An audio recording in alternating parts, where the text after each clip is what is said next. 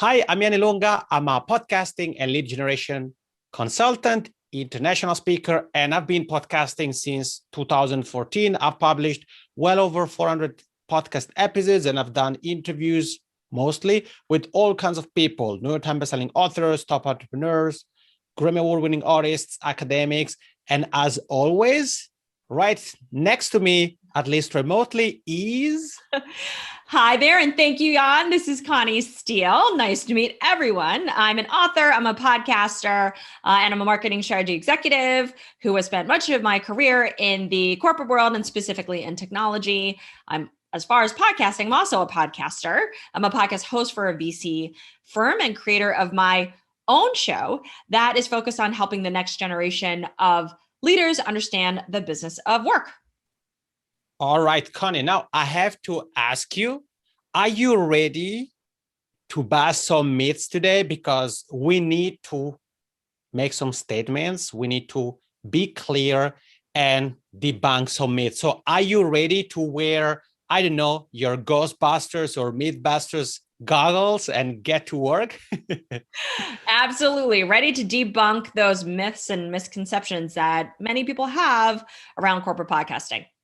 Great. So I'm going to let you take it away, because before we hit record, we were discussing this a little bit, and you made a very good point that I actually think is probably something that if a company is watching us right now, they may be saying to themselves over and over and over again. And that may be one of the reasons, if not the reason, why they are thinking about corporate podcasting in the first place. So, Connie, what is one that you consider a big myth or a big misconception when it comes to not only corporate podcasting, but podcasting more in general?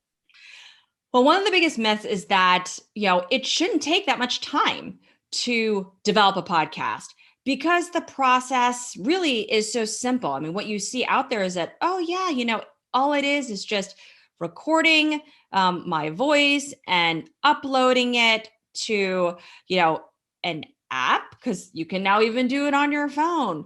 So to actually do that podcast really isn't a high level of effort. Well, that is fundamentally a myth, because while in theory, yes, you could easily record yourself and you could post it, the challenge is that there are so many different factors you have to think about, which is the sound quality, first of all, that just because you recorded doesn't mean it sounds very good. Number two, you have to think about the content and the topics that you're covering to which audience. So if you're just thinking about execution without the strategy, just like any marketing effort, then whatever you produce may not be helpful at all. So you really need to consider all these different pieces to strategically plan what it is you're trying to convey, what that value will be to the target audience that you've defined, because this is used for a specific objective, which is showcasing the company's thought leadership, potentially driving leads, illustrating a new product and services. And if this is your first instance of authentically presenting your brand, people now have a voice associated with your brand. If it's not polished, it doesn't look good on you. It doesn't bode well for your brand. People will listen and maybe never tune back in again, because if it sounds poor, they're not understanding your point of view. It actually has done the complete opposite of the fundamental objective you were trying to do in the first place. Yeah, those are all very good points you made, Connie. And I think it's important to really think about hosting a podcast from all different points of view. Another aspect that goes into what you just said, Connie, has to do with the overall hosting abilities. So many companies, individuals as well, because this applies to podcasting at 360 degrees, may have zero, and I mean zero experience being in front of a microphone, or if it's a video show, being in front of a camera. And they just say, no, it's okay. As you said, Connie, I'm just going to record using my smartphone. Or they say, no, I'm going to buy all this fancy equipment. And well, okay, I've never done this, but it's not a problem. I'm just going to be great at this. And they don't think that they may be facing competition of people or companies that have hosts or co-hosts who have been doing this for years, who may have been in the podcasting space for a year, or they may be new to podcasting, but they've worked in radio for 10 years, or they've been public speakers for a bunch of years. So their overall way of hosting is going to be different compared to the one that has never done anything like this before. And if you say to yourself, well, we are just going to leverage interviews, so that's perfect. We're just going to interview different guests. So they are going to be in the spotlight. There won't be so much pressure on our hosts. That's actually wrong. In a different video, we talked about different podcast formats. We talked about some of the things that are good, some things to consider when a specific format may not be the best for your company. And actually, hosting interviews isn't a good way to go if you're thinking about hiding, so to say, your inexperience, because remember that guests come and go, and you are, as the host, are the common denominator. So if people tune into your podcast just to listen to whatever guest has to say, you aren't doing a good job, especially if you're a part of our organization and you are using the podcast as an asset for the business, or you would like to use it as an asset for the business. Connie, what are your thoughts on this? I 100% agree. To your point of who you select as your host, they are a reflection of your brand. That is a manifestation of the brand character. So if you have someone who hasn't interviewed people very commonly, and they stumble on the way to pull those interesting insights, they struggle to kind of guide that discussion along, you're going to immediately know. The other piece too that many people don't probably even think of is the energy level. So if you have someone, they could be incredibly experienced. So it's not that they aren't a thought leader per se in the area they're in, but their ability to express that on video, in audio, is another thing. So their voice, which is important, their tempo, their pace, could be one where it doesn't reflect a type of tone and tempo that really may bode best for your organization. I mean, how many times have you and I listened to podcasts where somebody sounds really flat?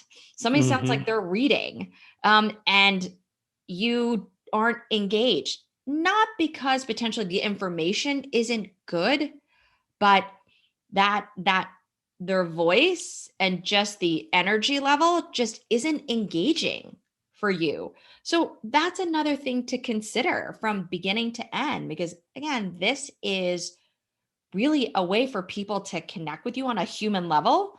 So who you pick and their skill at being able to articulate the ideas and the perspectives of your company is absolutely critical. It's not something that you just say, okay, let's just record and go.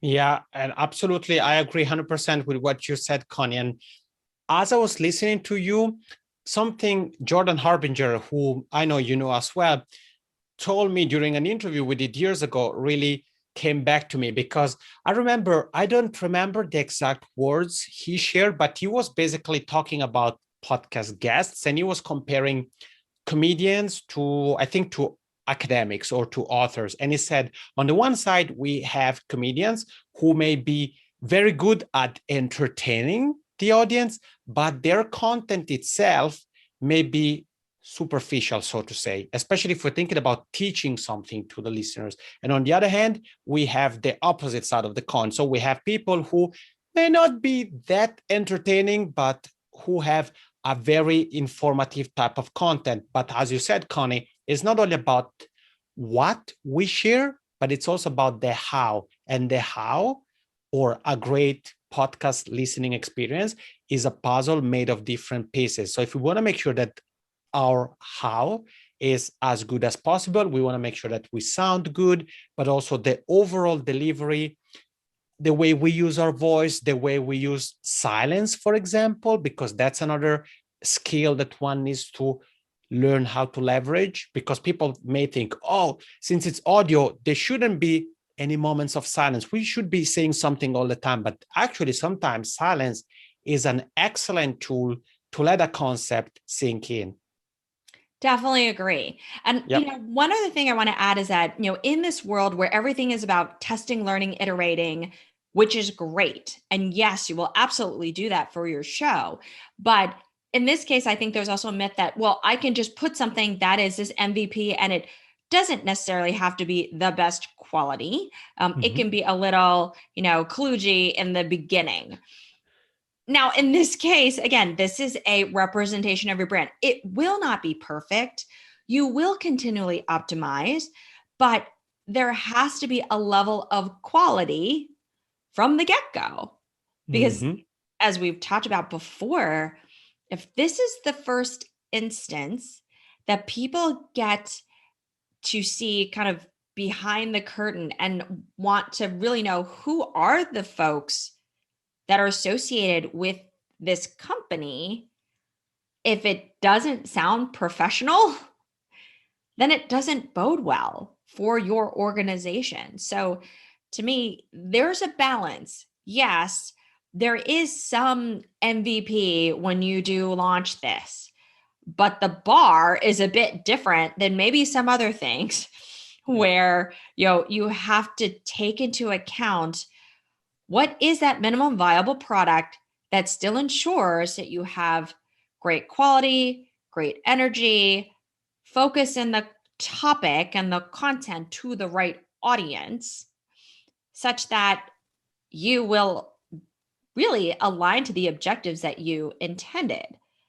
Mhm. Otherwise, it's you're not necessarily going to be happy with the outcome. Honestly, your leadership probably won't be very happy with the outcome either. Yeah, and the podcast won't lead to any results if you want to use it as an asset for the business. All right, Connie, let's debunk a couple of additional myths. I want to bring one up because it's something I hear quite often, and this is definitely, I mean, I understand why this is around quite a bit because people just try to model whoever has been successful at podcasting. And one of the misconceptions has to do with content and publishing frequency.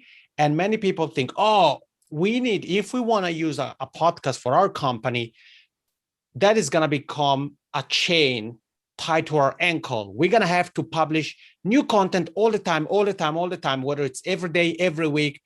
And that just isn't the case. Am I right? Am I right or am I wrong, Connie? I totally agree that there needs to be an understanding of the cadence that your company can do because consistency is key. And if you're just publishing all over the place, folks don't really know when to tune in and see when you've got new information. Now, what it's about is understanding what can you produce when, and when you produce that content, how do you maximize what you've developed? Because I think another myth is that they think, well, it's just the radio show. Right. No, what you're doing is you're creating an asset where you can record once and you can syndicate many. And what I mean by that is that when you record this, you could transcribe it. It becomes written form of content. You already might have the video, then have the audio, you transcribe it, and you can repurpose that written form into so many different assets that it has such longevity and expansiveness, which can then benefit you in the end. So what do you think?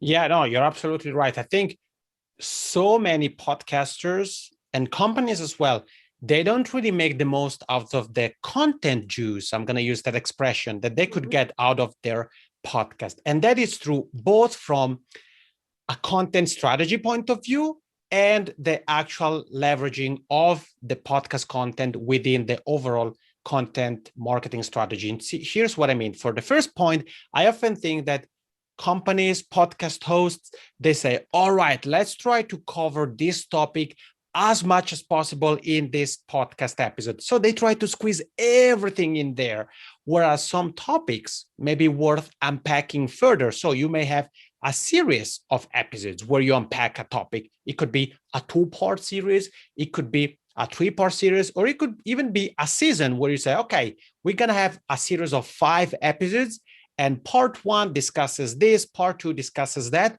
And that also makes it easier for a listener to really focus on a specific aspect. A good example of this, of how I've gone about this, has to do with podcasting gear. I think often when somebody's teaching about gear, they try to squeeze everything in together. What I did with one of my podcasts when I covered gear is I actually broke it down into 3 episodes. So one episode focused only, I recorded it a few years ago, but I want to say only on microphones.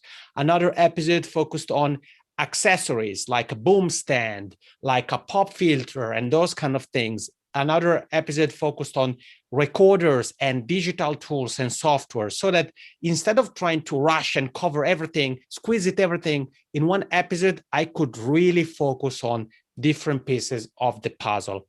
As far as the second aspect is, as you said, Connie, really to make the most out of a podcast episode, because it can be transcribed. It could be used as part of a keynote presentation you do at a conference. It could be the basis for a digital workshop or a webinar that you're going to host. It could be the conversation starter in your online community if you have one associated to your business. It could be something that you can dissect, break apart, and it makes for a series of emails you're going to send out, or it can become an email course. It could become the sort of table of content for a video training you're going to record and sell. So there are different ways in which you can leverage not only the content of a podcast, but even the work you have put in to record that podcast episode, and you can leverage that for your business. And I'm going to conclude by saying an additional thing and try to get rid of this misconception. If you're somebody who's part of a company, then you probably know this, but still, a podcast isn't a business. So many individuals say, oh, yeah, I have a business. What is the business? Is my podcast. Unless you are somebody who gets paid to host a podcast, your podcast isn't a business, rather is an asset for your business. So it can be a marketing asset. It could be an asset that generates income. It's an asset that could acquire new customers, or through which you acquire new customers. Is an asset you can use to showcase your existing customers. You can use it for networking purposes. A podcast can do many different things, but definitely isn't a substitute for a business. Connie, do you have any final thoughts you want to share, whether it's about this last point I just made or anything else related to podcasting myths and misconceptions? I think we really covered a lot of them. What's important for people to understand is that there is a significant level of effort at the end of the day, and that it's a great asset. As you said, it's a wonderful asset that you can use for your business, where you're able to consistently, efficiently, and authentically create content such that it really showcases, the value that you bring. So when you look at it that way, just know that it takes work to set it up, but that in the end, it will be potentially, and I personally believe this, I know you do, it's really a really effective content engine, such that your level of effort in the long run will actually be less than any other way of doing it, because much of the way people do it is siloed. It is, you've got multiple people doing different parts of it, but just again, record once, syndicate many. Yeah, I'm gonna say let's use those words as the final words for this video, because I think there is a lot that goes with those powerful words from a strategic point of view, and it's definitely something we're gonna uncover and unpack further in future videos. So Connie, anything you want to add in terms of next steps? Anything somebody who has watched us in this video should do after finishing with this video? Absolutely. Well, you can go to flywheelassociates.com/podcasting to check out our different resources and guides to help you get started in using this valuable medium. Perfect.